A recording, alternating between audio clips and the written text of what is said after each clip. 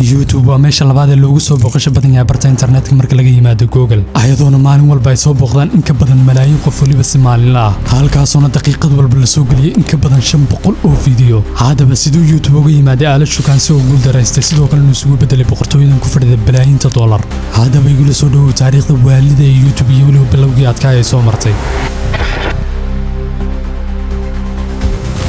haddaba sanadka ka hor intuusan YouTube soo daafin min aasaasiyaashiisa ayaa ku isla markaas ka shaqeynayay shirkadda lagu magacaabo PayPal ayadoona saddexdan aasaas ay kala hayeen saddexdii wiil ee lagu kala magacaabo Chad Harley, Jawed Karim iyo waliba Steve Jan halkaasoo ay ahaayeen kuwa ku qanacsanaa ka shaqeynta kambanigooda yar ee PayPal sida yaataba dhan kale saddexdan wiil ayaa ku horaantiiba kuwa ka fikira fursada cusub ee ka dhex jira internetka iyo waliba sidii ay uga faa'iideysan lahaayeen halkaasoo ay ahaayeen kuwa ku kulma maqaayad ku taalay banaanka Korea xafiiskooda noorteeda waliba si maalinle ah laakiin marna ma aysan ogeyn fikradoodan ay aakhirkiis ku bedeli doonto fikradana aasaasida mid kamid ah companiga ugu weyn dunida sidoo kalena lagu magacaabo YouTube laakiin sanadu markaa 2002 wax walba u isbedeleen ayadoona companiga lagu magacaabo eBay oo waqtigaas suuqa online ee ugu weyn dunida uu iibsaday companiga lagu magacaabo PayPal oo waqtigaas xifaaltan adag kala dhixeeyay kaasoo ku iibsadeen qiimo gaadhay 1.5 bilyan oo dollar intaas kadib eBay ayaa isla markiiba bilowday inay bedel ku samayso maamulkii hore ee PayPal ayadoona ay halkii wax walba isku bedeleen sidoo kalena ay shaqadii sidoo hore ka adkaatay heer shaqaalihii hore ee PayPal loola dhaqmo qaab adooma ah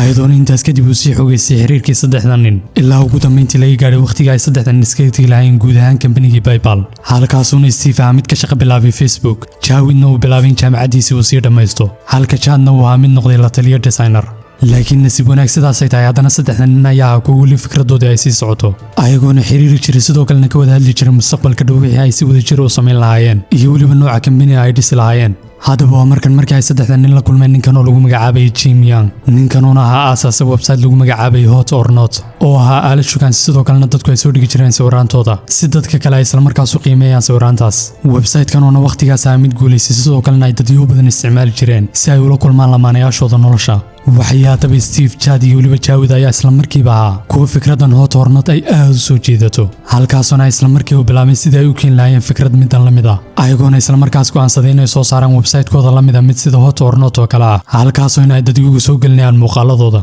si kaga tirsan sida website-kii hore ee Hot or Not oo mid la soo geliyo sawiraanta oo kaliya ayagoona magaca aaladoodan markii uu bixiyay magaca YouTube oo u taagneed qofka iyo YouTube oo ayadna u taagneed aaladda iyo meesha laga fiirsanay sida TV oo kale halkaasoo in isla markiiba Steve iyo Jawed hawlgaleen qaabka ay u diyaarin lahaayeen website-kii halka Chadna waa mid asna diyaariyo design-kii website-ka ayadoona ugu dambeyntii taariikhda markaa 2005 waliba maalintii Valentine's Day-ga halkii lagu soo daafiyay aaladan lagu magacaabo YouTube haddaba bilowin ay si aan kala joogsi lahayn uga shaqeynayeen kadib YouTube ayaa ugu dambeyntii noqday mid public ah halkaasoo mid kamid ah aasaasii YouTube oo lagu magacaabay Jawed Karim uu soo dhigay muuqaalkii abid ugu horeeyay aaladan taariikhda markaa 23 Abriil 2005 So here we are, one of the elephants.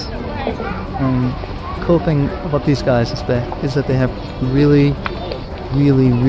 long trunk, and that's cool. intaas kadib saddexdan nin ayaa isla markiiba si dhab u hawlgalay ayagoona faraha ka qaaday dhammaan shaqooyinkoodii kale halkaasina bilaabeen inay ku shaqeeyaan gaarishka ninkii lagu magacaabay Chad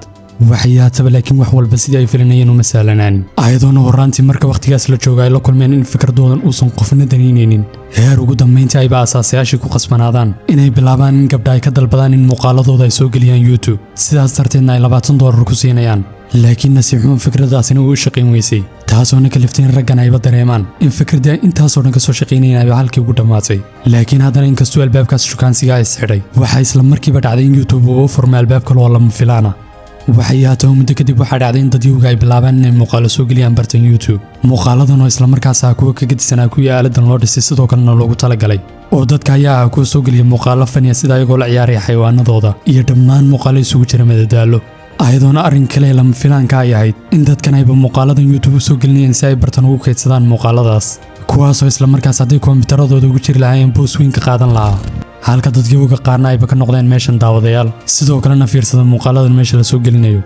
waxyaataba aasaasiyaashii YouTube ayay midan lama filaan ku noqotay iyo in ujeedadii ayba website-koodan u aasaaseen si ka gedisan loo adeegsanayo laakiin haddana sidaas ay tahay waxay bilaabeen inay la qabsadaan qaabkan cusub ee ku socda YouTube iyo sidan cusub ee ay dadku ugu adeegsanayaan halkaasuna ay aasaasiyaashii bilaabeen inay waxoogaa bedel ku sameeyaan website-kii sida inay ku soo kordhiyaan feature cusub sida in muuqaalada meesha la soo gelinayo share la sii dhigi karo ayadoona la geyn karo website-yo kale midanoona waqtigaas ahayd arrin aysan ku guulaysanin websaydyadii ka horreeyay YouTube laakiin waqtiyadaas YouTube ayaa nasiib u yeelatay fursaddan ayadoona waqtigaas ay ku soo aaday browserkan oo lagu magacaabay Flash Player kaasoo saalay in dhammaan muuqaalada kala duwan uu ka dhigo single format midanoona ka dhignayn in muuqaalada YouTube sidoo kale ka dhigay kuwa si online lagu daawan karo ayadoona qasab ahayn in la download gareysto midanoona sidoo kale ka dhignayn in muuqaalada haddii aad rabto inaad share gareyso aad u baahnayd oo keliya inaad dirto linkiga muuqaalkaas haddaba dhan kale ilaa waqti xaadirkan asaasayaasha YouTube ayaa ku arkay aaladan oo keliya meel keliya ka haysa muuqaalada ay dadkan soo gelinayaan ilaa ugu dambeyntii ay hal mar wax walba isbedeleen sida yaatab waxaa dhacaysay in qofku si kadiisa u soo geliya muuqaal fani ah bartiisan YouTube isla markaasna ay dhacday in dadweyga ay muuqaalkan share u dhahaan asxaabtooda ayadoona waqtigaas 2005 ay barta lagu magacaabo MySpace ay ahayd barta social media ugu weyn taasoona keenaysa in muuqaalkaas YouTube laga soo shargaray uu yimaado bartan lagu magacaabo MySpace halkaasoona uu muuqaalkii noqonaya mid mar ka sii dambaysa hawada sii gala sidoo kalena viral noqda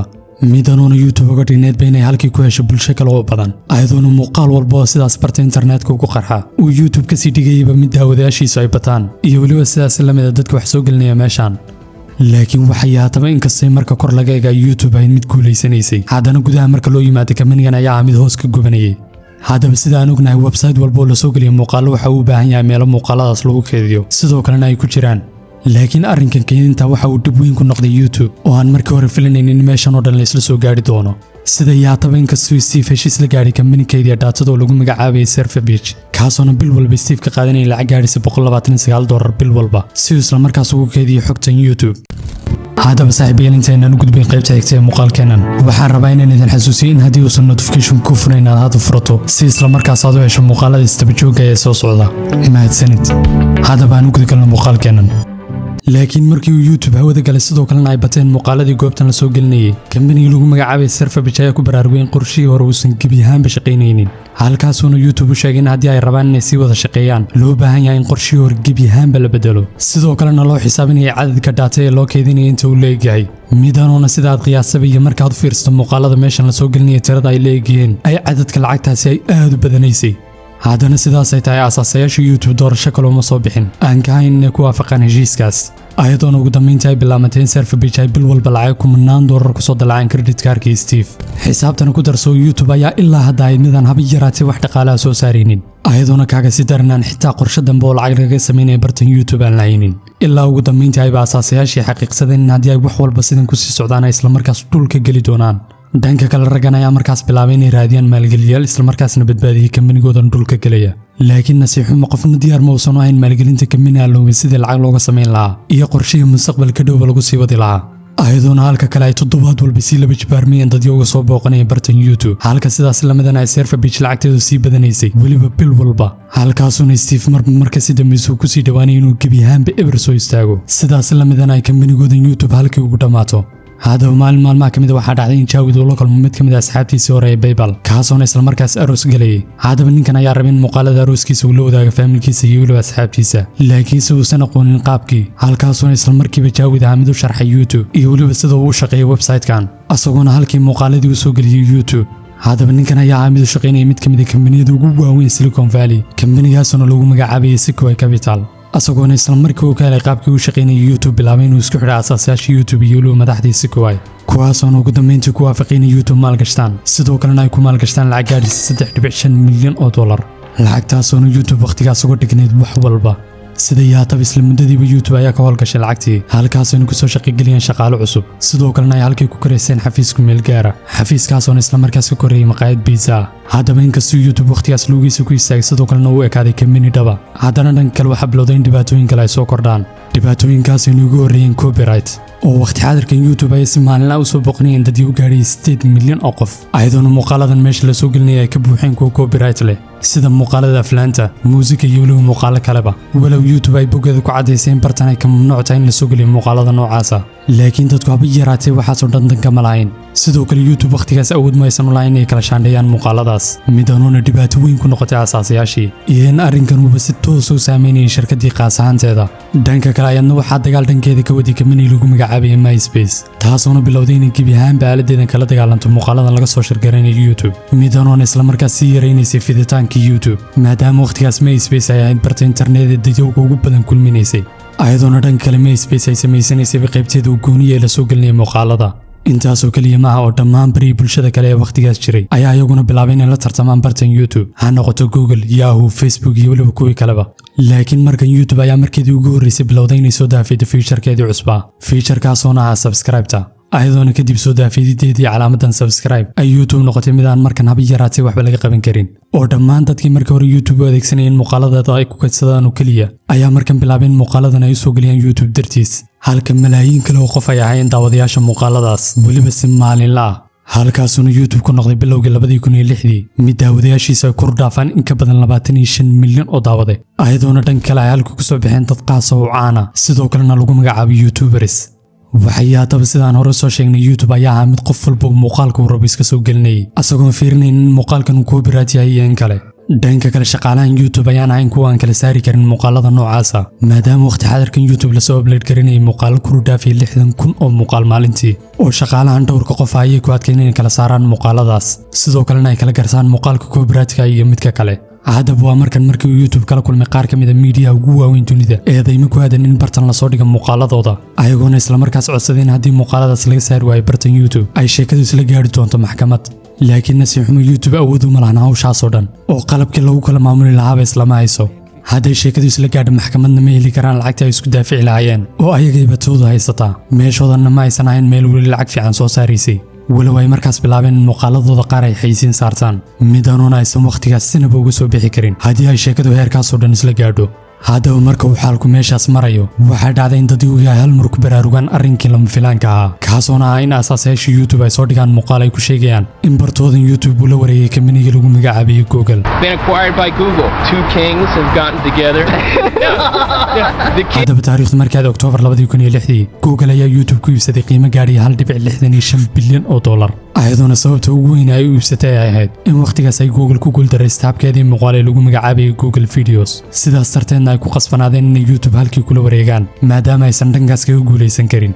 waxay haddaba laakiin dhanka kale midan ayaaba kasii dhigneyd in shirkadii YouTube ku haysa copyright ayba markan sii laba jibaaraan maadaama ay markan meeshii soo gashay shirkadii lagu magacaabayay Google heer shirkadda lagu magacaabo Viacom ayba go'aansatay inay YouTube ku maxkamaday doonto lacag gaadhay bilyan dollar haddaba waa markan markii ay Google bilowday inay qaladaadkii hore dib u laba saxdo ayadoona markan Google ay samaysay hab cusub oo lagu magacaabayay Content ID habkanoona ka dhignaa in xuquuqlayaasha copyright ayba markan dabageli karaan muuqaaladooda sidaas darteedna uu YouTube markaas ogaan karo muuqaalkaas islaantiisa halkaasoo in shirkadaha copyright-ka la siinayo doorashada ah in muuqaalkaas ayaga laga soo qaatay meesha laga saaro ama in la ogolaado in muuqaalkoodaas ay lacag ka sameeyaan haddaba kadib xalinta dhibaatadaas YouTube ayaa markan u soo jeestay habkii ay lacag kaga samayn lahaayeen daawadayaasheedan maadaama Google ay meesha soo gashayna waxaa dhacday in shirkadihii xaysiimaha ay isdaba joog noqdaan halkaasoona website-kii YouTube isku bedelay mid xaysiimo ay ka soo muuqdaan midoonoon ugu dambeyntii horseeday in halka ay ku soo daafidoonto arrin kale oo taariikhi ah arrinkaasona ah YouTube Partner Program oo ah in creatorska muuqaalada soo gelinaya bartan YouTube ay muuqaaladoodan lacag ka samayn karaan